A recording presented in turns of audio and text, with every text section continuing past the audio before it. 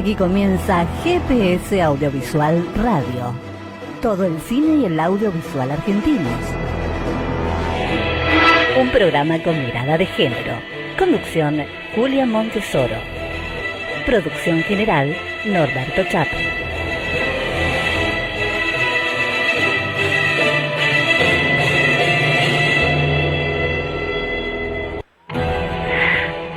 Buenas. Ya estamos en GPS Audiovisual Radio. Como siempre, agradecemos a quienes nos escuchan, nos mandan sus mensajes y nos siguen. Como todos los miércoles, a las 19 por Radio Trend Topic, todo el cine y las producciones audiovisuales argentinas tienen lugar aquí, en GPS Audiovisual Radio, un programa con mirada de género. Con la producción periodística de Norberto Chap, la conducción de quien les habla, y en los controles, en Radio Trend Topic, Gonzalo Sorais. Nuestra primera invitada de hoy es Lucía Puenzo. El 10 de julio se va a estrenar en Amazon su thriller psicológico La Jauría, basado en un caso real acerca de una serie de abusos sexuales a menores. Pero eso no es todo. En estas horas se conoció además la nominación a un premio de la Feria del Libro de Frankfurt por su novela Las Invisibles. Además, Lucía tiene en desarrollo el proyecto de una película de género, Los Impactados, o sea que bueno, tenemos mucho para hablar con ella. Hola Lucía, ¿cómo estás? Hola Julia, ¿cómo estás? Bien, todo bien. Bueno, un gusto que estés aquí con nosotros. Lucía, vos asumiste la dirección de la serie La Jauría, que es un thriller psicológico, y está basado en un caso real sobre abusos sexuales a menores. ¿Cómo llegó el proyecto a vos? Me llamaron desde la productora Fábula de los hermanos Larraín en Chile.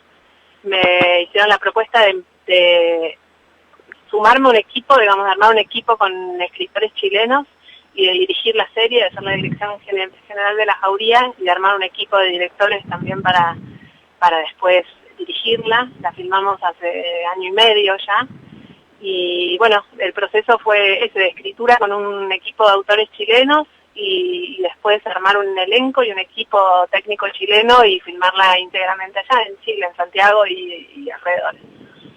Uh-huh. O sea que estuviste bastante tiempo trabajando allá en Chile. Mucho. Digo. Yo andé viniendo varias veces, sí. Ajá. ¿Y sobre qué elementos de perspectiva de género decidiste trabajar en este caso? Cuando me llamaron tenían solamente el puntapié inicial, que era un escuadrón de policías y detectives de género, especializadas en crímenes de género, por un lado. Por otro lado, les interesaba trabajar tanto con estos casos de violaciones grupales, como fue el caso de La Manada, que fue atroz en España, pero también estos juegos en red como La Ballena Azul en Rusia y otros casos de juegos que básicamente empiezan a hacer jugar a menores de edad, hombres generalmente, con pruebas cada vez más terribles que van cruzando todos los límites hasta terminar de hacer un crimen sexual, habitualmente en grupo. Y juntando todos esos elementos, también yo quise traer a la serie como protagonistas a un grupo de chicas muy jóvenes, muy similares a las jóvenes que acá tomaron las calles en todos los países de Latinoamérica y que son, yo creo, las grandes protagonistas de los últimos años en relación a todas estas batallas que está dando el feminismo y las mujeres jóvenes, ¿no? Entonces las protagonistas de la serie finalmente de La Jauría son un grupo de chicas muy jóvenes que están buscando a una compañera desaparecida. Ajá. O sea que bueno, un tema muy candente y fuerte. Ahora no es tu primera experiencia en series. Vos ya habías rodado la segunda temporada de Ingobernables en Colombia para Netflix, ¿no? Sí, dirigí algunos capítulos de Ingobernable y dirigí Cromo, ¿no? Una serie que yo siento mucho más personal y querida, que hicimos acá en Argentina también. Y se estrenó en la TV pública y después en Netflix. Es cierto, sí. ¿Qué tuviste que aprender del lenguaje de las series que no tiene el del cine? Mira, por suerte estas series no es el caso de Ingobernable, que era mucho más grande. A mí me llamaron como directora invitada de 2 episodios y fue entrar en una maquinaria más industrial en un punto, pero el resto de las series, tanto de las que hice como las que estoy haciendo ahora y que voy a filmar este año, si la pandemia lo permite, y el año que viene, son bastante más similares a mis películas porque son series más de corte autoral, si se puede decir, en el universo de las series, que obviamente es una maratón, es más largo y el proceso de escritura de una serie tiene, si querés, más que ver con la escritura de una novela en el sentido que es más digresiva, que tiene más subtramas, que es como distinta al universo de una película o de un guión de largometraje, pero sí son series que están más cerca de nuestro cine porque son series que están más conducidas por un director o por un grupo de directores, con menos incidencia en un punto de los productores, como son series de presupuestos en un punto más chicos, también tienen más independencia para que quienes la escriben y la dirigen tomen las decisiones creativas, y eso se acerca más a cómo hacemos nosotros nuestras películas, que somos en general nuestros propios directores y productores. En ese sentido se acercan bastante, solamente que es más tiempo, es más tiempo, son 3-4 meses de rodaje y un año de escritura. Claro, claro. Bueno, y esto de abrir la trama, ¿no? Que supongo que en el cine es exactamente lo contrario, ¿no? Por ahí tenés que ajustarte más, ¿no? En cuanto al desarrollo de personajes y de historias colaterales. Sí, es bien distinto. La escritura de un largometraje o de una serie sí que son como deportes distintos, digamos. En la serie hay que pensarlo de otra forma, por eso hacemos tanto tiempo trabajo de mesa, de pensar más los personajes, el universo de la serie, es mucho más digresiva. A mí me gusta mucho escribir series, me divierte, me parece que es, sobre todo este tipo de series, yo no ni veo ni me gusta escribir series más puramente industriales, ¿no? Como hay algo de cierto tipo de series que no me interesa tanto, pero estas series que se acercan a nuestros largos, solamente son más digresivos, me gusta mucho escribirlas. Claro, no, menos mainstream, digamos, ¿no? Sí, sí. En todo caso. Sí, un poco menos sí. Claro, claro. Ahora, bueno, tenés en desarrollo, por otro lado, el proyecto de Los Impactados, que es una película, no sé, de género, pero curiosa, una historia curiosa, ¿no? De una chica que es golpeada por un rayo durante una tormenta. Sí. ¿Cuál fue el inicio de esta historia y en qué estado está ahora, Lucía?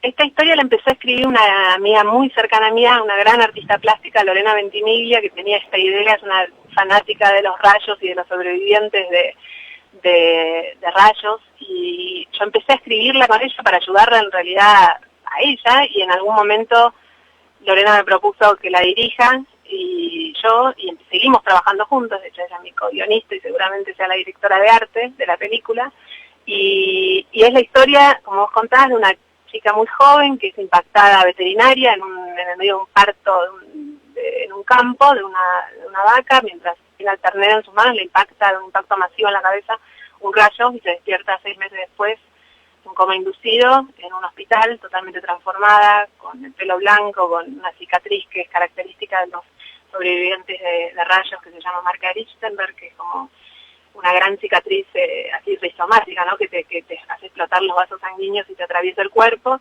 y con toda una serie de secuelas que lo termina llevando a un grupo de impactados sobrevivientes, y bueno, ahí empieza la película. Y en eso estamos, sí, como para filmarla probablemente. Tengo otra película antes para filmar en México y después haremos esta cuando se pueda, ¿no? Todo tan incierto con este panorama pandémico que cuando se pueda. Claro. Claro. Bueno, vos de hecho, en su momento también se había hablado del proyecto de dirigir Losing Clementine, que está iba ahí a tener también, seguramente como sea la primera que Jessica salga. Chastain. ¿Y sí, eso sí. en qué consiste y cómo está ahora eso? Estábamos a punto de salir a filmar cuando yo volví de filmar en Italia otra cosa, parte de una película de varias directoras mujeres que filmamos en Italia. Llegué y me estaba yendo a preproducir esta película en Estados Unidos cuando se empezaron a cerrar las fronteras y bueno, todo lo que ya sabemos todos que ocurrió en el mundo. Así que estábamos ahí esperando que se pueda volver a filmar. Seguramente esa sea la primera que filme, está todo listo solo para cuando la podamos hacer. Y Losing Clementine es una adaptación de una novela genial de una escritora muy joven, norteamericana, que me acercaron también, que ya tenía a bordo, se estaba subiendo al mismo momento que me la propusieron a mí, a Jessica Chastain, que va a ser la protagonista. y ahora también está a bordo Edgar Ramírez, y trabajamos mucho con ellos dos también en las sucesivas reescrituras del guión, y con una guionista norteamericana que es la escritora de esta serie genial Better Call Saul. Y la verdad que es un guión precioso de la historia de una mujer joven bipolar que está que todo, si yo te contara la sinopsis parece un drama, pero por el tono en el que está escrito es una especie de tragicomedia bastante desopilante, dramática, pero llena de humor, con un protagónico genial para Jessica y también otro para Edgar, de una pareja que bueno, mientras ella cree que ha decidido morir, se está dando cuenta de por qué en realidad quiere vivir, digamos, ¿no? Eso es básicamente su arco. Pero en el interín le pasan cosas completamente insólitas mientras está intentando despedirse de la vida y por ahí circula la trama. Y es una película muy intimista, de muy pocos personajes, muy hermosa visualmente, con un viaje a Tijuana, y como me gustan a mí, no más una historia de personajes que de peripecias, que bueno, ahí está todo listo para salir a filmarla. O sea, ¿esto es lo que irías a filmar a México, que mencionabas recién, no, o es otra cosa? No, la de México es otra. Esta es una película para hacer en Estados Unidos y unos par de días en Tijuana. Y la de México también me la acercó una actriz mexicana que se llama Carla Souza, que tenía solamente una primera versión de guión. Nosotros reescribimos las siguientes versiones con Tatiana Mereñuc, una autora argentina, y con María René Prudencio, una autora mexicana. Y es una historia real, tremenda, de un caso de abuso de muchos años que hubo en el equipo olímpico mexicano de natación, y que salieron las gimnastas olímpicas a denunciar a su entrenador de toda la vida, y eso hizo explotar finalmente a la cúpula de la CONADE, del deporte mexicano, unos años atrás. Y fue un caso tremendo de que sacudió a todo el deporte en México, y en realidad todo México, porque fueron décadas de abuso a nadadoras muy jovencitas hasta muy grandes. Y es una historia de eso, un grupo de nadadoras olímpicas que justamente ahora estamos reescribiendo la última versión del guión con la ayuda de todo ese equipo de ex nadadoras olímpicas. Es un mundo totalmente fascinante y el guión es tremendo. Y bueno, también ahí estamos, Carla va a ser la protagonista, y estamos casteando a las nadadoras entrenadoras reales, ¿no? Para los personajes más jovencitos van a ser nadadoras y que harán un entrenamiento actoral. Claro, ¿y eso va a ser producción mexicana o estás pensando también en la posibilidad de coproducción? Está armada esa película, son productores mexicanos, norteamericanos, y también está Axel Kuchevaski, que ahora está viviendo en Estados Unidos con una productora nueva que él montó, que se llama Infinity Hill, que está viviendo allá. Así que está Axel y productores mexicanos y gringos, digamos. ¿Cómo te sentís con esto de filmar en lugares tan distintos y, bueno, estas historias que son más bien intimistas, pero historias muy fuertes por lo que contás? ¿Cómo estás viviendo toda esa experiencia fuera de Argentina, ¿no? Además. La verdad que hasta ahora fueron muy buenas experiencias, me llevé amigos de todos lados, fueron muy buenos equipos técnicos, fuimos aprendiendo también. En general yo pude siempre viajar o con Nico Puenzo, mi hermano, director de fotografía, o con Marcelo Chávez, director de arte, con mi editor de siempre, Misael Bustos. Pude meter parte de mis equipos en diferentes películas, postproducir acá, siempre edité en Buenos Aires, y me fui haciendo amiga de gente que de hecho después viajaron de un país al otro para sumarse equipos. Hay algo que está pasando en la red latinoamericana también, ¿no? De que ya todos mis equipos tienen autores de diferentes, no solo argentinos, sino yo estoy viendo una serie con autores chilenos, otra con mexicanos, son autores de diferentes países de Latinoamérica, y los equipos técnicos también están empezando a tener bastante circulación en cierto tipo de proyectos, ¿no?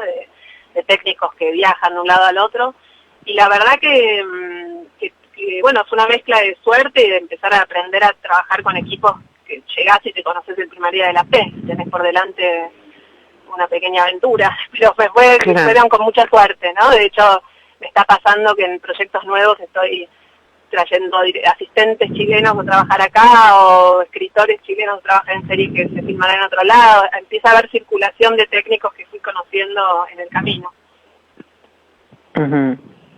O sea, bueno, muy interesante. ¿Y cómo compatibilizás tus tiempos de rodaje con los tiempos de escritura, porque bueno, también están tus novelas, ¿no? Sí.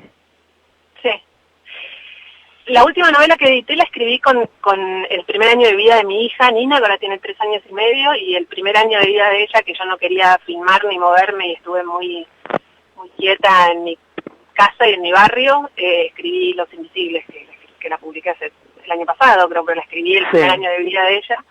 Y la verdad que después de ahí entré en unos años de tantas rodajes y escritura de guiones y de series que no volví a escribir estos últimos 2 años literatura por una cuestión de también ser mamá de una nena chiquita que yo no tengo ayuda en casa, digamos, que la criamos con Sergio en casa nosotros, claro. No deja la ecuación, algo se cayó de la ecuación diaria, por ahora fue la literatura estos últimos 2 años, pero seguro que eso se va a acomodar, ojalá que pronto, pero bueno, estuve escribiendo muchos guiones y todo no se puede.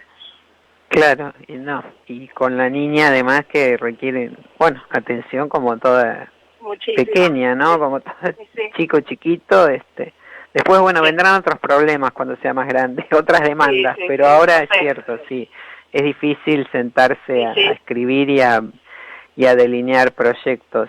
No, en cuarentena, olvídate, somos maestros jardineros, pero bueno, bienvenido sea todo ese feliz caos hogareño. Claro. Ahora, bueno, justamente recién hace poco por tu novela Los Invisibles se conoció esta nominación a un premio de la Feria de Frankfurt, ¿no? Y tus películas, bueno, tienen un fuerte anclaje en la literatura, más allá de que vos sos escritora, además de cineasta. En este caso, ¿era un corto que se convirtió en novela o estoy...? Sí, ¿Cómo fue eso? Los Invisibles es un camino muy particular, porque fue primero un cortometraje que yo filmé el último año, no me acuerdo si ya egresaba del ENERC, en ese momento, hoy ENERC, que es la escuela, digamos, la escuela estatal de cine en la que yo estudié, pero la filmé el último año, sí, como un cortometraje, un mediometraje que terminó siendo un cortometraje. Pero esa idea me quedó dando vueltas en la cabeza mucho tiempo y años después leí una noticia de una red de policías argentinos y uruguayos que cruzaban chicos por Carmelo, de ranchadas de Constitución y el 11 para robar en los veranos en Uruguay, y empecé a escribir entre esa historia que me quedó en la cabeza, esa noticia nueva, con aquel corto, lo que terminó siendo Los Invisibles, ¿no? Que mezcla tanto el corto como la noticia, como otras cuestiones que aparecieron en la escritura. Pero fue por primera vez como el camino inverso, de algo que había sido primero un cortometraje a una novela. Claro. Sí, bueno, me llamaba la atención por eso, ¿no? Porque generalmente sí fue a la inversa siempre. ¿Y crees que tiene un destino de largometraje, Los Invisibles, o no? Me gusta, sí, la verdad que sí. Me parece que hay una posible película ahí, y además conozco bien esa geografía y tengo muy en la cabeza un montón de cosas en relación a cómo hacer esa película. Pero bueno, es cuestión de volver a tener tiempo para escribir esa adaptación y filmarla algún día, ojalá. Claro. Bueno, todo se resume a los tiempos ahora, ¿no? Todo es una cuestión de tiempo, últimamente. Claro. Igual veo que haces malabares, Lucía Puenzo, porque con todos los proyectos que acabas de contarnos, y bueno, en el viaje, además ese viaje a Italia que fue en marzo, ahí con en la pandemia recién desatándose, ¿no? Mira, estábamos filmando a 1 hora de Roma y Sergio, estábamos todos, nos habíamos llevado a mi hija Nina, estaba Sergio conmigo y mi hermano y mi director de arte, tenemos una banda, y empezaban a haber casos en el norte de Italia y nos dimos cuenta que había que filmar rápido y salir, volver. Volvimos 2 días antes de que se cerraran las fronteras, nos autoacuarentamos previo a que llegara ningún caso acá, ya por las dudas. Nosotros nos quedamos en cuarentena, no vimos padres, y bueno, hicimos una cuarentena 15 días antes de que ya empezara a haber una cuarentena en Buenos Aires, primero en Argentina después. O sea que estamos te diría que desde fin de febrero en cuarentena nosotros. Claro, sí, recuerdo que en ese momento me habías hablamos comentado cuando eso, yo estaba volviendo, me acuerdo. A Roma y bueno, y volví así. Sí, yo también pensé en algún momento, dije, ¿qué habrá pasado con Lucía ahí en Roma con todos estos casos, ¿no? Que allá se desataron de manera muy muy fuerte en ese momento. Sí. Ahora, Sí. volviendo a la jauría, Lucía, ¿qué cosas se movieron dentro tuyo al filmar una serie tan sensible a las mujeres? La Jauría es una serie tremendamente visceral y tiene como cosas revulsivas en un lugar, y por otro lado, bueno, tiene realmente un grupo de actrices jóvenes chilenas, todo el elenco de La Jauría es impresionante, está una mezcla increíble de actrices y actores muy jóvenes que estaban haciendo su primera serie, incluso su primer trabajo audiovisual, y que estaban haciéndolo increíble, y por otro lado un elenco muy consagrado de todas las actrices y actores chilenos conocidos y buenos, y mucha gente del teatro. Es un elenco increíble, pero la verdad que sobre todo el protagonismo se lo robaban las chicas jóvenes, que tienen personajes muy conmovedores y muy guerreros, y era un poco un espejo. Nos pasó escribiendo La Jauría, que todo el tiempo la serie estaba como dialogando con cosas que iban pasando en diferentes ciudades de Latinoamérica. Pensá que la escribimos hace 2 años y medio, cuando se inventó el pañuelo verde, más o menos. Me acuerdo que estábamos escribiéndola mientras empezaban a salir a la calle, digamos, era muy en paralelo. Y fue notable como estaba todo el tiempo dialogando con crímenes de género, con bueno, un montón de situaciones de todo tipo, y era movilizador la sensación de que estábamos como manejando un material que estaba vivo, ¿no? Que estaban todo el tiempo hablando con lo que pasaba ahí afuera, y que había que ser, por un lado, cuidadosos, y por otro lado, estar atentos, porque todo el tiempo había materiales que servían para lo que estábamos escribiendo. Sí, bueno, muy fuerte eso, sí, obviamente. Y ahora, bueno, cuando la viste terminada, ¿qué sensación te quedó? Ese contacto tan cercano con la realidad, lamentablemente, ¿no? Sí, también, bueno, yo la edité durante meses acá y conozco todas las...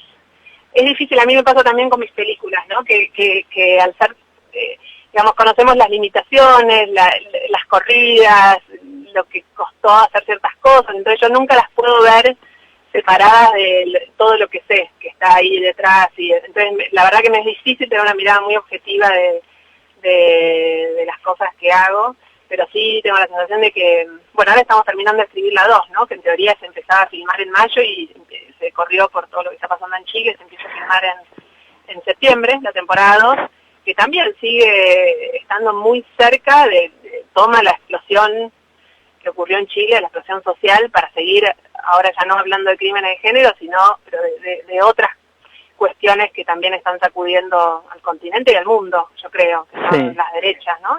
Las derechas y la extrema derecha, diría yo, y los gobiernos neoliberales y cómo responden, bueno, todo lo que está pasando, y ahí estamos con La Jauría 2. Entonces son series que se alimentan mucho de lo que está pasando te diría, nuestro continente y el mundo. Ajá. Bueno, Lucía Puenzo, la verdad que te felicito porque es una capacidad de trabajo impresionante, y bueno, entonces estaremos atentos para ver La Jauría el 10 de julio, ¿no? Se estrena aquí en Amazon. El 10 de julio se estrena en Amazon, sí. Ajá. Bueno, allí estaremos entonces atentos a esta primera temporada de La Jauría. Muchísimas gracias por este contacto, Lucía Puenzo. Gracias, te mando Julia. Un beso muy grande. Un beso grande para vos. Gracias. Chao. Chao, Lucía. Bueno, ya volvemos con GPS Audiovisual Radio. Adelante, señor operador. Fuiste al cine un sábado con amigos, un jueves de estreno o un miércoles con descuento, y no vas a dejar de hacerlo. Porque en puentesdecine.com inauguramos la primera sala de cine virtual, creada por directores, para que puedas ver las mejores películas de calidad. En puentesdecine.com vas a encontrar estrenos exclusivos, charlas virtuales y ciclos gratuitos. El cine continúa. Míralo en puentesdecine.com. Seguí yendo al cine con un clic.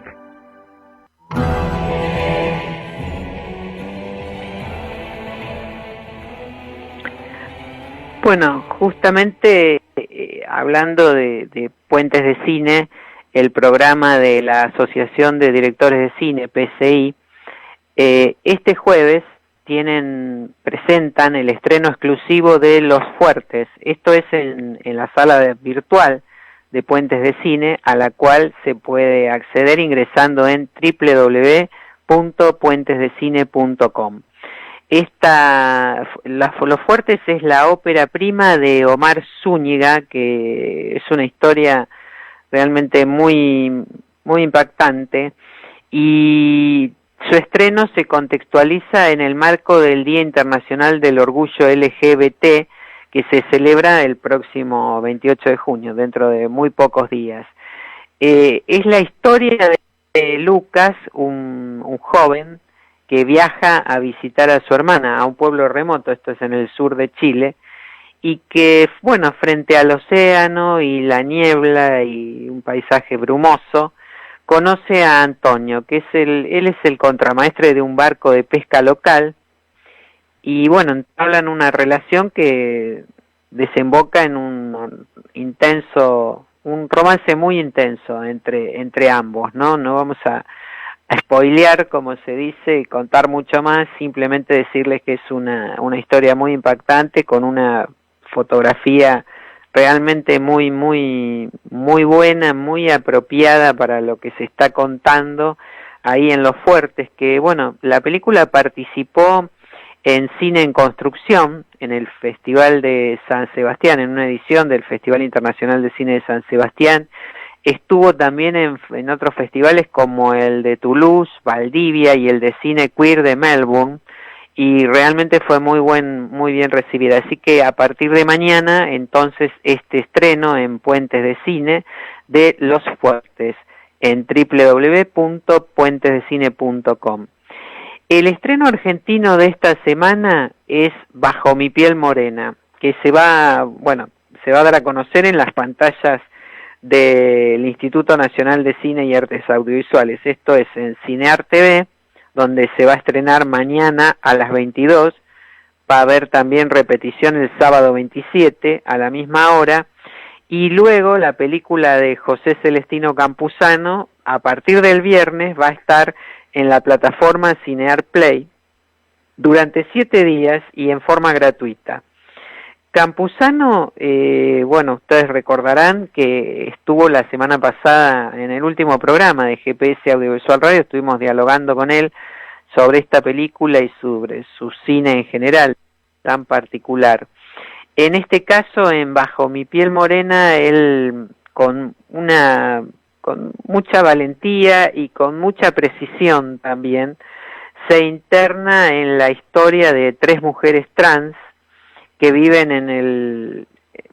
y a veces también padecen las discriminaciones, las dificultades que se plantean en el conurbano de bonaerense, ¿no? En una ciudad del sur, es por ahí por Avellaneda que transcurre la historia de Bajo mi piel morena, y realmente muy, muy interesante, muy fuerte también para ver. Es una historia de amor, como nos dijo la semana pasada el propio José Campuzano, hablando de esta película, de la cual es productor, director y guionista, y que tiene además 3 trabajos muy interesantes de Morena y Fran, Marianne Letieri y Emma Serna, que son, las 3 mujeres trans que también aportaron sus propias vivencias para que José Celestino Campuzano desarrollara esta historia, la de Bajo mi piel morena, que entonces,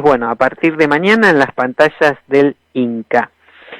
Y a partir del domingo 28 y hasta el viernes 17 de julio, la Asociación de Directores de Cine, PCI, a través de su programa Puentes de Cine, que recordemos una vez más, al cual se puede acceder ingresando a www.puentesdecine.com.ar, va a presentar la primera retrospectiva en Argentina del director Marco Berger. Él es uno de los cineastas más prolíficos de su generación y un exponente sobresaliente, diría yo, del cine queer. valorado como una de las filmografías que mejor expresan la diversidad sexual y de género en el mundo.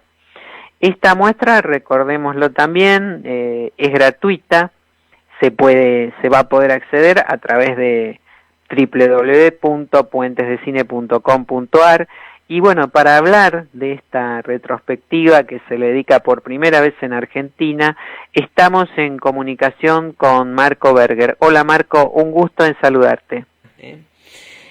Marco, el año pasado en Le Gay Cinemat te otorgó el premio de honor y realizó una retrospectiva de tu obra. Y ahora Puentes de Cine también te dedica una retrospectiva. ¿Qué elementos innovadores y propios reconoces en tu filmografía?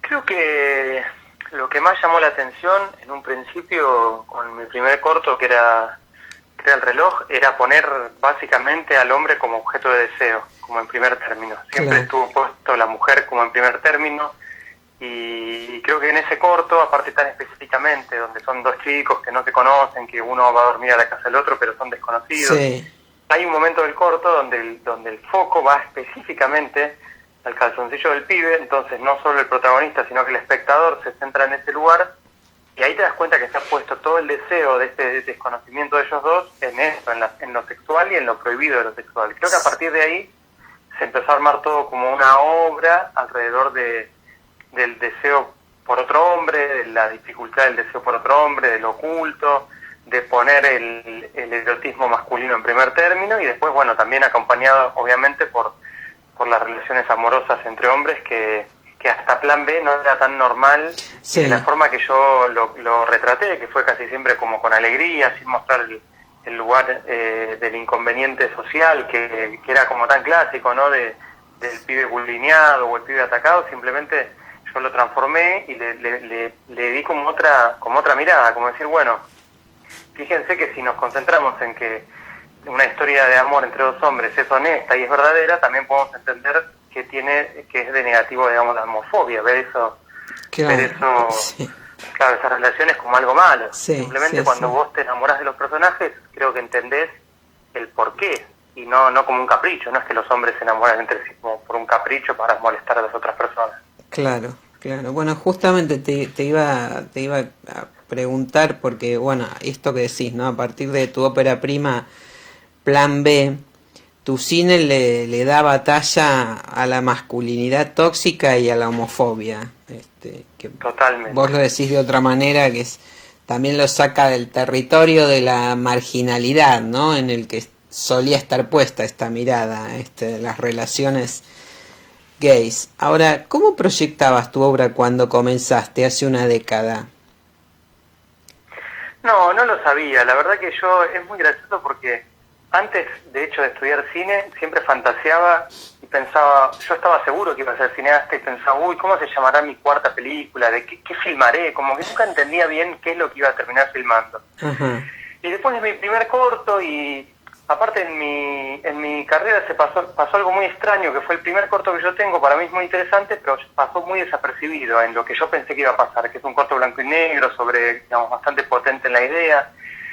Y ese corto creo que yo lo hice un poco como para afuera. Yo lo hice como para que guste el corto. Y no pasó nada, por suerte. Entonces, ahí, el corto siguiente que yo tenía que hacer en la universidad, que también terminé ganando el premio para poder filmar el corto, dije, bueno, ahora hago lo que quiero, hago un corto para mí, ¿qué me importa? O sea, hago un montón de esfuerzo para que le guste al otro, y al final no pasó nada. Entonces hice un corto muy personal, que fue El reloj. Y El reloj terminó yendo a Cannes y me abrió las puertas de un montón de universos. Entonces, para mí lo que me pasó muy rápido en mi carrera es darme cuenta de que yo tengo que ser el primer espectador de mis películas. Y a partir de ahí me empezó a pasar de decir, bueno, quiero hacer las películas que me gustaría que existan, que no pensar tanto en el espectador, sino pensar en qué me gustaría a mí que se cuente, que no se cuenta. Y creo que ahí se fue armando de a poco. Al principio no estaba tan orientado, creo que a la historia, solamente historias entre hombres, pero en el medio también pasó de que yo tenía una obra como muy potente y que llamaba mucho la atención, pero sentía que había una parte de la crítica que por ahí no terminaba de saber con qué herramientas agarrar mi obra, o mismo el público, con esto de que es una historia gay, no sé qué. Y mucha gente me decía, ¿por qué no haces películas normales? Como, ¿cuándo vas a hacer películas normales? Y ahí me empezó a agarrar como más sensación de que esto justamente es una herramienta política y que bueno, que hay un montón de directores, un montón de películas y que no pasa nada, que yo oriente realmente la mirada a mi punto de vista y que todo eso aparte ayuda a cambiar la forma de pensar. A un montón de gente se siente muy identificada, se siente muy agradecida que existe el cine. Entonces yo creo que en esos 10 años se fue construyendo también mi persona, mi madurez, y fue por eso que lo fui como, no encerrando, pero sí como poniendo el foco cada vez más en el interés bien personal y entender que realmente la obra, más una obra cinematográfica que termina circulando tanto, es realmente una herramienta muy potente para tratar de modificar, aunque sea un poco, el pensamiento de las personas. Entonces lo terminé orientando ahí por esa necesidad, digamos. Ajá, ajá. O sea que fue, en parte podría decirse, deliberado ese foco. Fuiste hacia ahí Sí, fue deliberado. cuando entendiste o cuando viste que ahí tenías más posibilidades expresivas incluso, ¿no? Sí, y más libertad también. Es como decir, darme cuenta que no tiene ningún sentido tratar de hacer cine para agradar y para que la gente, diciendo, bueno, si hubiese hecho Hawái con una chica, quizás la gente me hubiese prestado más atención. Decir, bueno, no, yo tengo que ser como fuerte en mi propia mirada. Y después también te vas como cruzando personas. Me acuerdo que una vez me crucé un pintor en Parque Centenario que era muy reconocido en el momento que estaba hablando con él, y me dijo, mira, yo en un momento me costó mucho, me dice, en mis 30 años de carrera, no me acuerdo el nombre ahora, me dice, me costó mucho, y se me criticaba mucho mi obsesión con algo específico. Y después de 30 años, ahora toda la crítica como que alaba que yo haya sido tan coherente con una mirada muy particular. Y esa charla, me acuerdo que me pareció re interesante, que dije, qué loco, porque es verdad, uno en el fondo tiene que hacer la obra para uno, o sea, uno tiene que ser coherente con lo que uno quisiera ver, y no conformar, no es una cuestión como de conformar al otro y hablar más del entretenimiento, sino como, bueno, hacer una obra que vos estés contento, como a veces le digo a mis alumnos, ustedes hagan películas como que, viste, son para otro planeta y en ese planeta viven solamente personas igual que ustedes y las van a querer ver y no estén tan pendientes de lo que uno cree que el otro quiere ver, sino hagan las películas que ustedes quieren ver, porque de hecho hay 1000 películas iguales, o sea, hay 1000 formas de contar y 1000 historias para contar. Entonces ustedes dense el gusto de contar las historias que quieran ustedes, y punto, porque aparte no hay recetas. Claro. No hay muchas recetas para, ¿viste? Ahora te pregunto, escuchando todo esto que comentás, de hacer las películas que uno quiere ver, ¿no? En cierta manera es como ponerse como espectador también, ¿no? De una obra, en el lugar de espectador. Ahora, es un contrasentido que cuando vos descubrís que en los festivales, donde es un público muy específico también, ¿no? Prestan especial atención al cine que vos proponés. ¿No es un contrasentido entonces hacer películas para festivales o para público? Es que yo no hago películas para festivales. A mí me pasa, de hecho, que tengo contacto con programadores del Festival de Cannes que me quieren un montón, conocen mi obra, y muchas veces me son honestos y me dicen, no, mira, tu película nos encanta, pero no es una película para el festival, no son temas que toca el festival. O sea, yo sí he tenido obviamente mucha suerte con muchos festivales, porque tuve muchos festivales, pero tampoco yo creo que sea justo un director argentino inflado y elegido por los festivales. Yo, por ejemplo, en San Sebastián, que es un festival de cine latinoamericano, no estuve nunca. Estuve una sola vez porque se hizo... Pero sacaste un premio vos. Que ver con... Sí, pero justamente fue al revés. Yo, por recibir ese premio, accedo a un lugar en el festival de San Sebastián. Pero hay una parte del festival que se llama Horizontes Latinos, que es todo de cine latinoamericano, y yo nunca fui invitado, nunca fui parte. Tampoco soy un director tan elegido por los festivales. La verdad que depende qué festivales y qué películas. Obviamente Berlín me eligió y con un corto estuve en Cannes y en Sundance, pero tampoco creo ser un director como favorito del mundo de los festivales. Aparte, muchas veces tampoco represento la Latinoamérica que Europa quiere ver. Entonces tampoco, o sea, yo agradezco obviamente la carrera que tengo y el lugar que tengo en festivales, pero sí es verdad que no siento que yo fui un niño elegido por los festivales. Ajá. Y yo fui como subido a una especie de pedestal, porque la verdad que no es así tampoco. Es como pasó con algunos festivales como Berlín, que me dio mucha bola, con Ausente o con Mariposa, Sí. pero no creo ser un director, como te decía antes, ¿no? Como medio apadrinado por los festivales. Claro. Creo que hice películas que funcionaban muy bien y que consiguieron un lugar a fuerza de que eran buenas, de que funcionaban, no a fuerza de decir vamos a empujar a este chico porque está haciendo un movimiento. Creo que no Ajá. es tan así. Ajá. Bueno, no te lo decía en ese sentido, simplemente estaba como pensando en voz alta, ¿no? Tratando de... Sí, lo de- sé, igual te lo cuento porque obviamente de- yo estoy mucho más adentro de lo que es de- mi trabajo y cómo funcionan los festivales. Claro, sí, es Cuando un se mundo. agarra un actor y a un director y se lo pone en un lugar, o se trata de Sí. empujar un director para que crezca, digamos. Yo más o menos conozco un poco todo Sí, ese sí, mundo. sí, es un mundo también, exactamente. Ahora, Todo un mundo. tus películas generalmente se exhiben en ciclos especiales o en festivales LGTB. ¿Vos pensás en el público gay al dirigir o no? No, la verdad que no. Yo no hago películas para un público gay, hago películas y espero que les guste a todo el mundo. En general, como cuento historias de amor entre hombres, llama mucho la atención en los circuitos de cine gay y le interesa mucho a los gays, pero no es algo que yo haga específicamente. Ajá. De hecho, cuando te decía antes que yo trato de hacer mi obra, también tiene que ver porque hay un montón de cine de temática LGTB que yo conozco hace un montón y que por ahí yo no tengo tanto interés. Por ahí en algunas películas que llaman la atención o algunas específicas, pero es verdad que hay un cine también muy de nicho, como si fuese cine hecho para gays. Sí. Y yo nunca quise eso, la verdad. Y la gente que ve mis películas termina casi siempre abriendo esa discusión, como bueno, no, pero el cine de Marco no es cine gay, y es como es como medio ambiguo, porque digo, bueno, pero por otro lado es verdad que los protagonistas son gays, que se enamoran entre ellos, o en Taekwondo el objeto de deseo siempre es el hombre, pero es verdad que yo tengo la sensación de que no es un cine orientado, que es un cine para todo el mundo.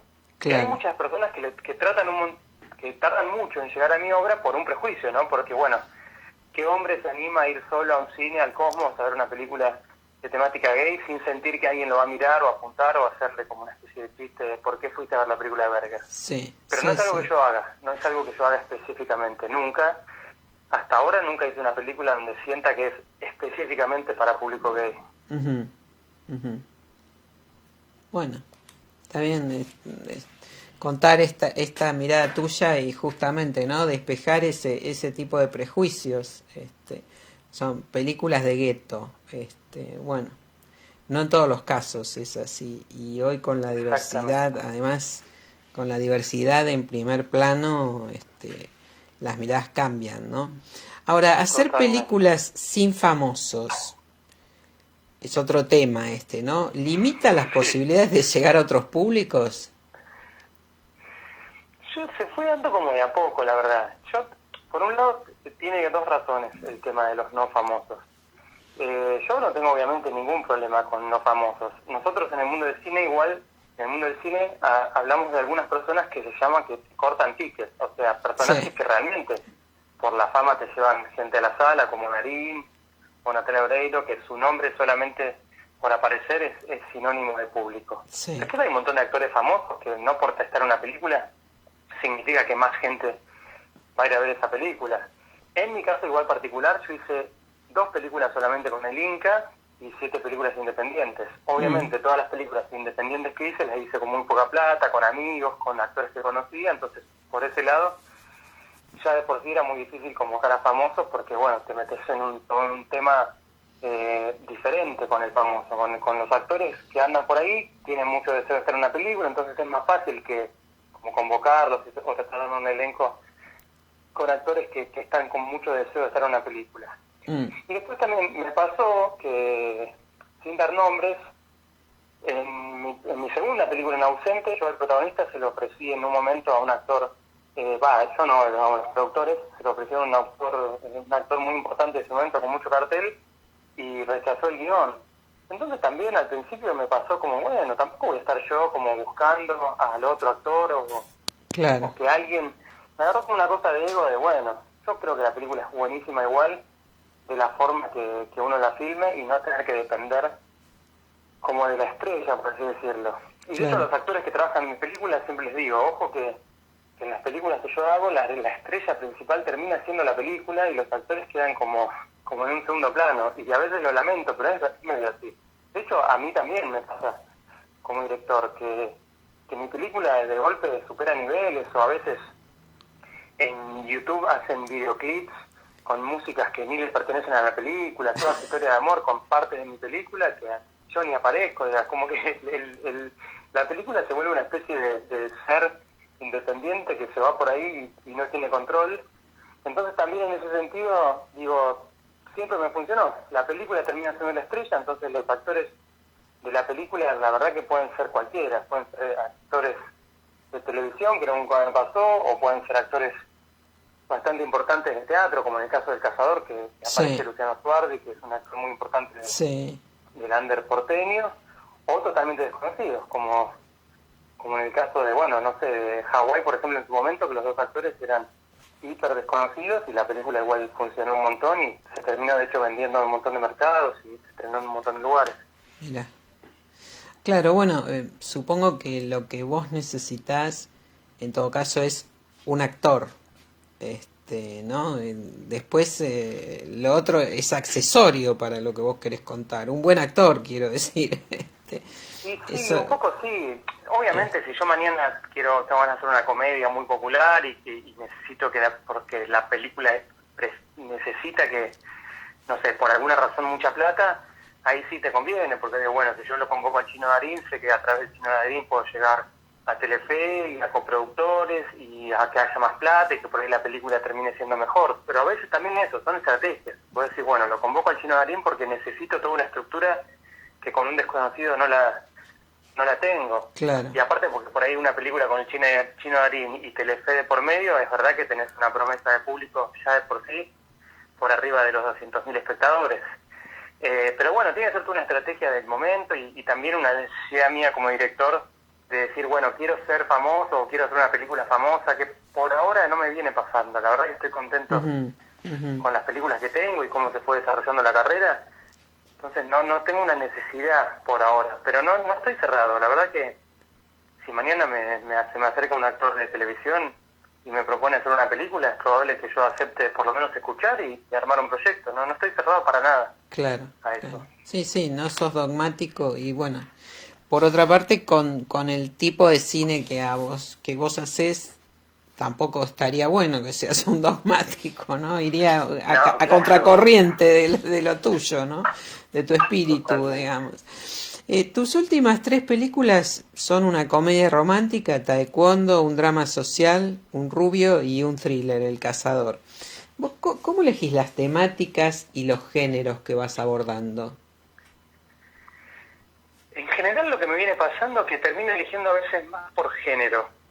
Como que siento que por ahí hice una película muy luminosa, entonces tengo ganas de explorar un drama, o hice una película dramática, entonces, por ejemplo, ahora después del Cazador, la siguiente película que yo voy a hacer con el Inca, porque probablemente haga un proyecto en paralelo por mi cuenta, pero con el Inca, es una comedia, de hecho, bastante parecida a lo que me alejé por mucho tiempo, que era una comedia muy comedia romántica, con mucho humor, muy hablada, muy particular, y es totalmente opuesto al Cazador. Creo que a veces tiene que ver, ahí sí un poco con un divertimento mío, con querer probar géneros nuevos, con a veces soñar con, bueno, en el futuro por ahí crecer como cineasta y tener la posibilidad de hacer tengo un proyecto, por ejemplo, que es una película que es una distopía retrofuturista, que obviamente no es una película fácil de hacer, pero sí desde el cineasta interior. Por eso digo, yo sacando la etiqueta gay, que es la etiqueta que me pone el afuera, que para mí no existe porque yo soy gay y para mí mis películas simplemente representan mi mirada, sí me interesa mucho eso, como decir, bueno, ¿qué pasa si exploro cosas parecidas al terror, como El Cazador, o qué pasa si exploro una comedia parecida a una comedia de situación como Friends, como es este guión que escribí, digamos? Sí tengo mucho interés en explorar todas las aristas del cine y siempre como aprender y también sacarme como ganas personales o deseos personales, va un poco como por ahí, me parece. Claro, ir probando nuevas formas, ¿no? O sea, es interesante esto que contás que el género te surge casi antes que la historia, ¿no? Según el Sí. guión, según lo que tenés entre manos y ahí buscas el género. Sí, o a veces pienso, uy, no estaría bueno que estas dos películas se peguen, que si hice esta película estaría bueno que ponerle que tengo ahora un proyecto, por ejemplo, en la cabeza, no sé si va a ser real, pero tengo una idea de un proyecto con Gaston Ré, que está en Francia, que es el protagonista de Un Rubio, y digo, bueno, estaría bueno que por ahí que ese proyecto no se pegue con otro, o que no sea parecido a algo que estoy trabajando acá, que no salgan dos películas medio parecidas, con un año o dos de diferencia, o no repetir los actores. Sí, son todas cosas como locuras internas de uno como director, que decís, por lo menos yo, ¿no? Con esta diversión de decir, bueno, la verdad que me doy el lujo de hacer un thriller y después salir con una comedia y moverme por los géneros para divertirme y también para seguir como aprendiendo. Yo siempre siento que estoy como aprendiendo, que soy joven como para director y que todo esto es como un gran proceso para, si Dios quiere, en un momento tener más fuerza para poderle darle más rienda suelta a mi imaginación, ¿no? Decir, uy, qué bueno filmar películas, no sé, con arriba de un tren, toda una película arriba de un tren, que hoy si lo pienso no lo puedo hacer porque cualquier productor me tira la carpeta por la cabeza porque es muy difícil, digamos. Pero todo eso es como para mí un gran camino, o quizás una imaginación mía, viste, que no qué sé yo, el sentido de todo esto, ¿no? Pero yo por lo menos fantaseo con ir creciendo y tener más posibilidades creativas a futuro, ¿no? Ajá. Bueno, el camino demuestra que vas en esa dirección, Marco Berger. Digo, unas cuantas películas en una década, y bueno, ahora esta retrospectiva que te presenta de otra manera aquí en Argentina, ¿no? Es la primera retrospectiva que se va a hacer sobre vos, la que hace Puentes de Cine, ¿no? Que te dedica a Puentes de Cine en este caso. Bueno, Marco Berger, muchísimas gracias por este contacto y bueno, un gusto saludarte. Buenísimo, muchas gracias a vos. Chao. www.gpsaudiovisual.com.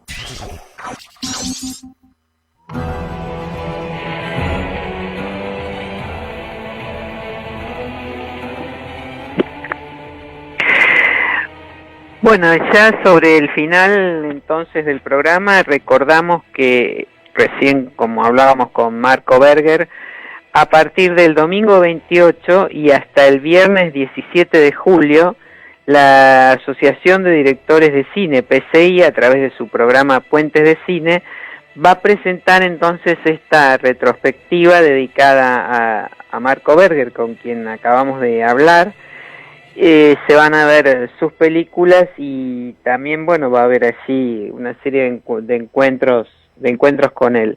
Todo esto, como decimos siempre, es a través de ingresando en www.puentesdecine.com.ar. Una última información tiene que ver con un porcentaje y la paridad de género, de lo que aquí hablamos muchas veces en GPS Audiovisual y en GPS Audiovisual Radio. Las mujeres solo dirigieron el 19% de las películas argentinas que se están presentando en los screenings del mercado de películas del Festival Internacional de Cannes. Este mercado se está haciendo por primera vez en forma virtual ahora, en estos días. Comenzó el lunes 22 y va a concluir el viernes 26. Y allí se presentaron 37 películas argentinas para, bueno, tener estas rondas de negocios con posibles distribuidores, compradores, coproductores, lo que ocurre habitualmente en un mercado cinematográfico, ¿no? Y bueno, y de estas 37 películas argentinas presentadas allí en Cannes, solo el 18,9% corresponde a realizadoras mujeres. De acuerdo a la información oficial, la delegación argentina, que está integrada por entidades de la industria, Ventana Sur, el Festival de Mar del Plata y regiones de nuestro país, regiones que tienen polos audiovisuales, asciende a 37 largometrajes. El paquete de producciones que se han presentado allí, en el que se están presentando en el mercado de Cannes. y de los cuales solo 7 están dirigidas por mujeres. En cuanto a los cortometrajes, bueno, la cifra se revierte porque los cortometrajes realizados por estudiantes de la ENERC, la escuela que depende del Instituto Nacional de Cine y Artes Audiovisuales, presenta una proporción distinta. De 7 películas presentadas en este segmento de cortometrajes del mercado virtual que se está desarrollando en Cannes, 7 de esas películas presentadas, bueno, 5 están dirigidas por mujeres, lo que representa el 71,4%. Las estadísticas no contemplan los trabajos, nos estamos refiriendo a los cortometrajes. Y bueno, allí entre las películas que se han presentado, por ejemplo, está Trópico de Sabrina Farshi, también está Tamae Garategui con Dogman, bueno, de El Ritual del Alcaucil de Jimena González, que es una de las integrantes de DOCA, es una entidad de documentalistas, y Los Sonámbulos de Paula Hernández, que ya fue estrenada, pero bueno, aquí en Argentina fue estrenada, ¿no? Poco antes de la pandemia. Y después Angélica de Delfina Castañino, en fin, bueno, son 37 títulos argentinos que fueron a este mercado de Cannes, que bueno, por primera vez se realiza en forma virtual, como ocurre a raíz de la pandemia. Esto es un hecho histórico y bueno, allí está este porcentaje, ¿no? Que un poco es lo que nos cuentan también las directoras que participan cada semana en GPS Audiovisual, en nuestro programa de radio y también en los podcasts, que la paridad de género está lejos de concretarse todavía en la Argentina, pese a los insistentes reclamos, sobre todo de realizadoras nucleadas en género DAC, que es es la comisión integrada que integran las directoras nucleadas allí en DAC, la entidad de cineastas de la Argentina, una de las entidades de cineastas. Mujeres de Cine, por ejemplo, es una exposición virtual de Valeria Fiorini que también va en esta dirección, ¿no? Con la que Género DAC pretende también darle visibilidad a estas cuestiones de la inequidad de género en la industria cinematográfica argentina. Ustedes pueden ingresar a esta muestra virtual a través de dac.com, dac.genero.org.ar, y allí encuentran entonces la sala de exposición virtual de Género DAC, Mujeres de Cine. Bueno, ya entonces sobre el final del programa nos estamos despidiendo, les agradecemos este nuevo encuentro que tuvimos aquí en GPS Audiovisual Radio, como todos los miércoles a las 19 por Radio Trend Topic. Gracias a nuestros invitados de hoy, Lucía Puenzo y Marco Berger, y como siempre, bueno, cerramos el programa dándole gracias a la madrina de GPS Audiovisual Radio, a Mercedes Morán, y también, como decimos siempre, vean cine argentino. Nos encontramos la semana próxima. Chau.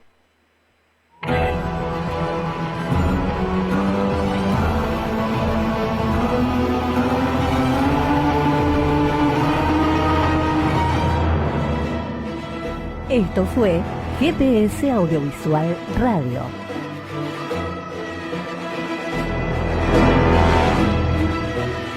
Los esperamos el próximo miércoles a las 19 horas por Radio Trend Topic.